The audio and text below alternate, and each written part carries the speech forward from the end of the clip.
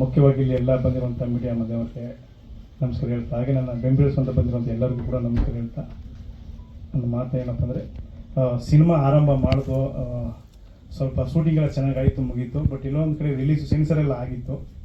ನಮ್ಮ ನಿರ್ಮಾಪಕರು ಕೂಡ ಇವತ್ತು ಕೂಡ ಬಂದರೆ ಏನಪ್ಪ ಅಂದರೆ ತುಂಬ ಹೆಲ್ತ್ ಸಮಸ್ಯೆ ಆಗಿದೆ ಅವ್ರಿಗೆ, ಹಾಗಾಗಿ ಡಿಲೇ ಆಯಿತು. ಕೊನೆಯದಾಗಿ ಅವರು ಹೆಲ್ತ್ಗಿಂತ ಮುಖ್ಯವಾಗಿ ಸಿನಿಮಾನೇ ಮುಖ್ಯ ಅಂತ ಅಂದ್ಬಿಟ್ಟು ಹಾಸ್ಪಿಟಲ್ ಇದ್ದರೂ ಕೂಡ ಸಿನಿಮಾ ಇವತ್ತು ರಿಲೀಸ್ ಮಾಡಿ ಅಂತ ಅವ್ರು ಸಪೋರ್ಟ್ ಮಾಡ್ತಾ ಇದ್ದಾರೆ. ದಯವಿಟ್ಟು ನೀವೆಲ್ಲ ಸಪೋರ್ಟ್ ಮಾಡಬೇಕು, ರಿಕ್ವೆಸ್ಟು. ಮುಖ್ಯವಾಗಿ ಡಿಟೆಕ್ಟಿವ್ ತೀಕ್ಷ್ಣ ಅಂತಂದರೆ ನಾವು ಬುದ್ಧಿವಂತಿಕೆ ಇರುವಂಥ ಒಂದು ಸಿನಿಮಾ ಅಂತ ಹೇಳ್ತೀವಿ. ಈ ಕತೆ ಲೈನು ಹೇಗೆ ಕೇಳೋಕ್ಕಾಗಲ್ಲ ಅಂತಂದರೆ, ಈ ಜಗತ್ತಲ್ಲಿ ಪ್ರತಿಯೊಬ್ಬರು ಕೂಡ ಒಂದು ಅಧಿಕಾರ ಇರ್ಬೋದು, ಹಣ ಇರ್ಬೋದು, ಏನೇ ಇದ್ರೂ ಕೂಡ ಸಾಮ್ರಾಜ್ಯವನ್ನು ಕಟ್ಟಬೇಕಾದ್ರೆ, ಉಳಿಸ್ಬೇಕಾದ್ರೆ ಬುದ್ಧಿ ಪ್ರಮುಖವಾಗಿರುತ್ತೆ. ಒಬ್ಬ ವ್ಯಕ್ತಿಗೆ ಒಳ್ಳೆ ಬುದ್ಧಿ ಇತ್ತು ಅಂದರೆ ಒಬ್ಬ ಡಿಟೆಕ್ಟಿವ್ ತೀಕ್ಷ್ಣ ಆಗ್ತಾಳೆ. ಅದೇ ಕೆಟ್ಟ ಬುದ್ಧಿ ಇತ್ತು ಅಂದರೆ ಒಂದು ಕ್ಯಾರೆಕ್ಟರ್ ಹುಡ್ಕತ್ತೆ.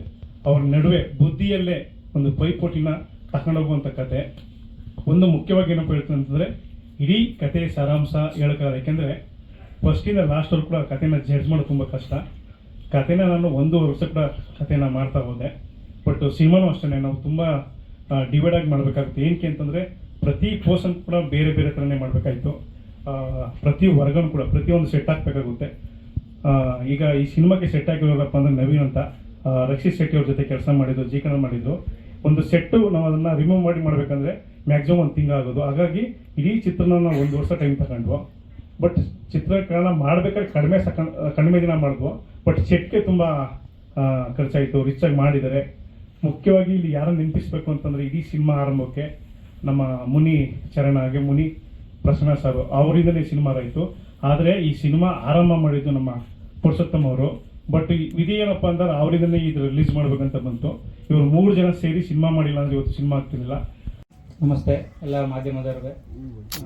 ಈ ಸಿನಿಮಾ ಸಂಕಲನಕಾರಾಗಿ ನಾನು ಹೇಳಬೇಕು ಅಂತಂದರೆ, ಈ ಸಿನಿಮಾನ 180 ಡೇಸ್ ಎಡಿಟ್ ಮಾಡಿದ್ದೀನಿ. ಅಷ್ಟು ಸಿನಿಮಾ ಶೂಟಿಂಗ್ ಮಾಡಿದ್ದು ಮಾತ್ರ ಸಿನಿಮಾ ಶೂಟಿಂಗು 31 ದಿವಸ ಶೂಟ್ ಮಾಡಿದ್ದಾರೆ.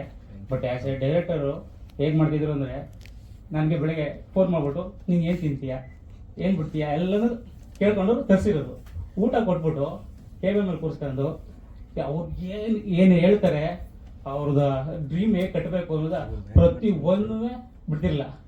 ಆಮೇಲೆ 15ರಿಂದ 16 ವರ್ಷ ಎಡಿಟಿಂಗ್ ಚೇಂಜ್ ಆಗಿದೆ.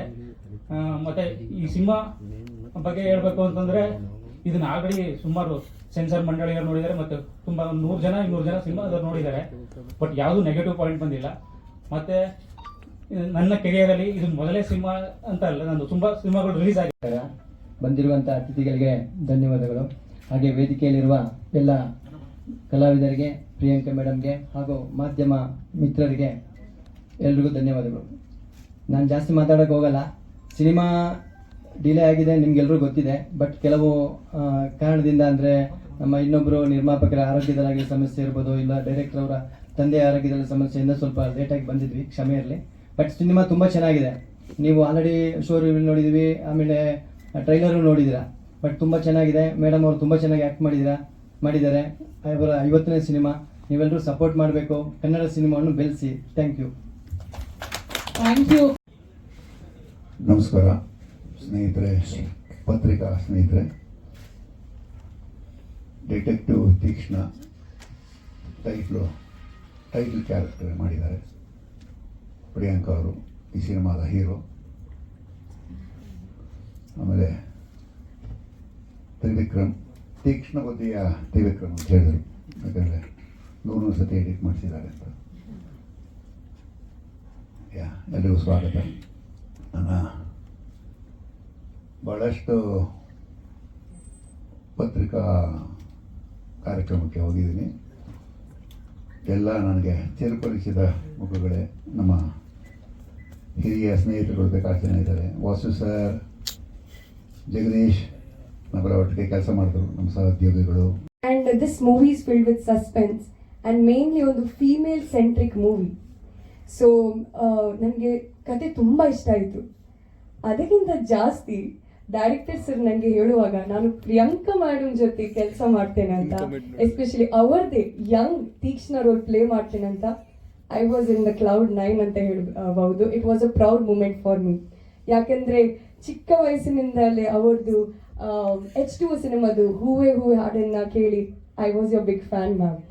ಸೊ ನಮ್ಮ ಮಂಗಳೂರಲ್ಲಿ ನಿಮಗೆ ತುಂಬ ಫ್ಯಾನ್ಸ್ ಇದ್ದಾರೆ. ನೀವು ಅಟ್ಲೀಸ್ಟ್ ಒಂದ್ಸಲ ಮಂಗಳೂರಿಗೆ ಬರಲೇಬೇಕು ಮ್ಯಾಮ್. ಹೌದಾ? Okay, sure ma'am. Thank you so much for the support and it's my honour to work with you ma'am. ಹಾಗೆ ನಾನು ಮಾತಾಡುವ ಶೈಲಿ ಮಂಗಳೂರು ಕನ್ನಡ, ಬಟ್ ಈ ಸಿನಿಮಾಕ್ಕಾಗಿ ಬೆಂಗಳೂರು ಕನ್ನಡ ಬೇಕಾಗಿತ್ತು.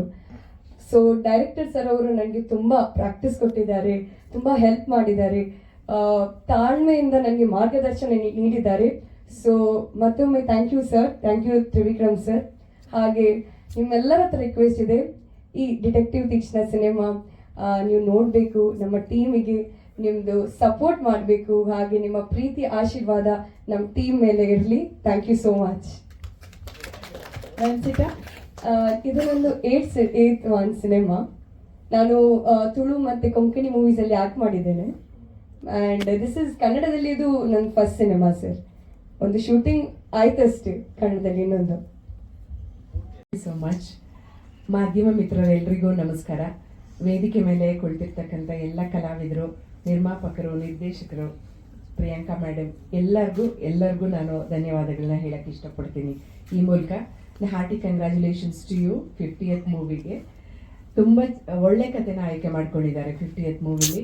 ತುಂಬ ಚೆನ್ನಾಗಿ ಮೂಡ್ ಬಂದಿದೆ ಇವ್ರ ಪಾತ್ರ. ಓವರ್ ಆಲ್ ಸಿನಿಮಾ ಇದರಲ್ಲಿ ನಂದು ಹೌದು, ಅಫ್ಕೋರ್ಸ್ ಇವ್ರು ಹೇಳ್ದ ಹಾಗೆ ಎಮೋಷ್ನಲ್ ಪಾತ್ರನೇ.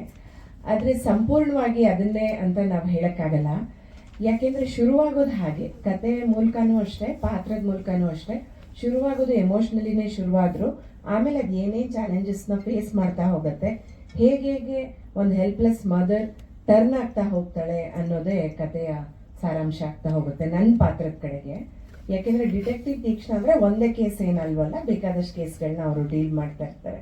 ನಮ್ಮ ಕೇಸಲ್ಲಿ ಬಂದಾಗ ಆ ರೀತಿಯಾದಂಥ ಕಥೆನ ತ್ರಿವಿಕ್ರಮ್ ಮಾಡಿದ್ದಾರೆ. ತುಂಬ ಇಂಟ್ರೆಸ್ಟಿಂಗ್ ಪಾತ್ರ ಏನಂದರೆ, ತ್ರಿವಿಕ್ರಮ್ ನಮಗೆ ಕತೆ ಹೇಳಕ್ಕೆ ಅಂತ ಬಂದಾಗ ಈ ಪಾತ್ರ ನೀವು ಒಪ್ಕೋತೀರಾ, ಮಾಡ್ತೀರಾ, ಈ ಸಿನಿಮಾಕ್ಕೆ ಒಳ್ಳೆ ಯಶಸ್ಸು ಸಿಗಲಿ ಅಂತ, ಅದು ನಿಮ್ಮೆಲ್ಲರ ಮೂಲಕ ಆಗಬೇಕು. ನಿಮ್ಮೆಲ್ಲರ ಬೆಂಬಲ, ಪ್ರೋತ್ಸಾಹ ಸಿನಿಮಾದ ಮೇಲೆ ಎಷ್ಟಿರುತ್ತೋ ಆದಷ್ಟು ಬೇಗ ಅದು ಜನಕ್ಕೆ ರೀಚ್ ಆಗುತ್ತೆ.